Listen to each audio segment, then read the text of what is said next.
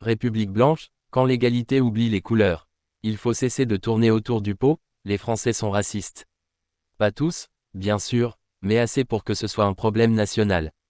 Assez pour que les statistiques, les témoignages, les études internationales et les faits divers nous le hurlent à la figure. Et pourtant, on préfère détourner le regard, se cacher derrière des discours vides sur la République, ou pire, accuser les victimes de communautarisme. En 2013, une étude relayée par The Washington Post révélait que plus d'un Français sur 5 ne voulait pas de voisins d'une autre race. 22%, c'est énorme. Et ce n'est pas une erreur de sondage, c'est le reflet d'un racisme assumé, ancré, institutionnalisé. Source. Depuis, la situation ne s'est pas améliorée.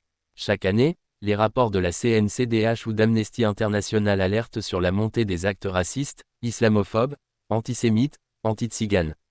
Les noms à consonance étrangère sont écartés dans le monde du travail. Les contrôles de police se font systématiquement au faciès. Et dans les médias, certains éditorialistes passent leur carrière à souffler sur les braises de la haine, en toute impunité.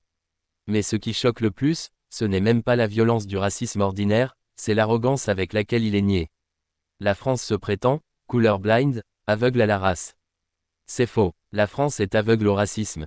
On veut croire à un mythe républicain où tout le monde est égal, pendant que des enfants noirs ou arabes apprennent dès le plus jeune âge qu'ils ne seront jamais perçus comme vraiment français. La vérité, c'est que le racisme français ne choque plus. Il fait partie du décor. Il est dans les blagues, dans les bulletins de vote, dans les institutions, et dans les lois. Et tant qu'on refusera de l'admettre, tant qu'on considérera qu'en parler c'est diviser, rien ne changera. La France est malade, et comme toute maladie qu'on refuse de diagnostiquer, celle-ci ne fera qu'empirer. Le problème, ce n'est pas juste l'extrême droite. C'est cette majorité silencieuse, qui se croit tolérante, mais qui accepte l'inacceptable, tous les jours, en silence.